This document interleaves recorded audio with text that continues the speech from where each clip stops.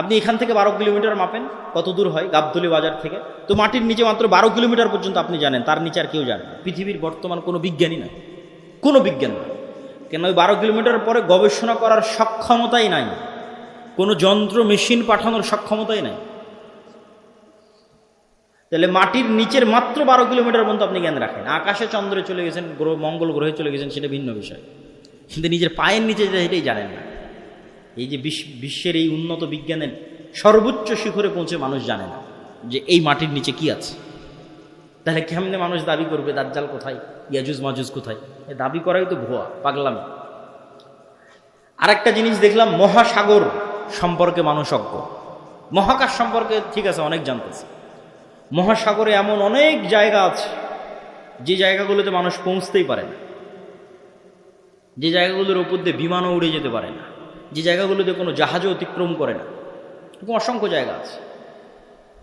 তো সাগর এবং সাগরের নিচে কি আছে, মাটি এবং মাটির নিচে কি আছে, এটা সম্পর্কে আজকের বিশ্ব সবচেয়ে অজ্ঞ, অন্তত মহাকাশের তুলনায়। তো ইন্নাল্লাহা আলা কুল্লি শাইইন কাদির, আল্লাহ সকল কিছুর উপর ক্ষমতাবান। আর কোনোটাই যদি না হয় তো অন্তত একটা উত্তর তো দেওয়াই যায়, যেটা আল্লাহ সুবহানাহু ওয়া তাআলা কোরআন মাজিদে বলছেন যে আল্লাহ 7 আসমান এবং 7 জমিন সৃষ্টি করেছেন, আর 7 জমিনে আল্লাহর আদেশ অবতীর্ণ হয়, কোরআনের আয়াত। 7 জমিনে আল্লাহর, আর সবচেয়ে আরো একটা ভয়ঙ্কর বিষয় যে আল্লাহর আসমান বানাতে যত সময় লেগেছে জমিন বানাতেও তত সময় লেগেছে। 7 আসমান বানাতে যা টাইম 7 জমিন বানাতেও তাই টাইম। তাহলে 7 আসমান কত বড়, 7 জমিন তাহলে কত বড় হতে পারে? এখন ইয়াজুজ মাজুজ আর দাজ্জাল যদি অন্য জমিন থেকে বের হয়ে আসে, এই জমিনে কিছু করার নেই,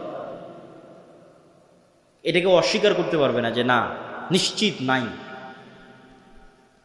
তো অতএব আল্লাহ সুবহানাহু ওয়া তাআলা সকল কিছুর উপর ক্ষমতাবান। এই জমিনেও থাকতে পারে, এই জমিনের সাগরেও থাকতে পারে, এই জমিনের নিচেও থাকতে পারে। মানুষের জ্ঞান পরিপূর্ণ নয়, অন্য জমিনেও থাকতে পারে, সেখান থেকেও আসতে পারে। এই জন্য সূরা কাহাফ, দাজ্জালের ফিতনা থেকে বাঁচতে সূরা কাহাফ পড়তে বলা হয়েছে। সূরা কাহাফের সব ব্যতিক্রম ঘটনাগুলো দাজ্জালের আসার সাথে মিলবে, দাজ্জালের যুগের যে ফিতনা ওগুলোর সাথে মিলবে। সূরা কাহাফের 4টা ব্যতিক্রম ঘটনা আছে, তার মধ্যে একটা ব্যতিক্রম ঘটনা খিজির আলাইহিস সালামের। কই থেকে আসলো খিজির আলাইহিস সালাম, কোথায় ছিল? বলে মাছ যেখানে জীবিত হয়ে যাবে সেখানে খিজির আছে। তুমি মাছ ভেজে নিয়ে রওনা দাও, যেখানে মাছ জীবিত হয়ে যাবে ওখানে খিজির আছে। তো খিজির আলাইহিস সালাম জিজ্ঞেস করতেছে যে সালাম কিভাবে? মুসা আলাইহিস সালাম সালাম দিচ্ছে, সালাম জান্নাতের সালাম দুনিয়াতে কিভাবে?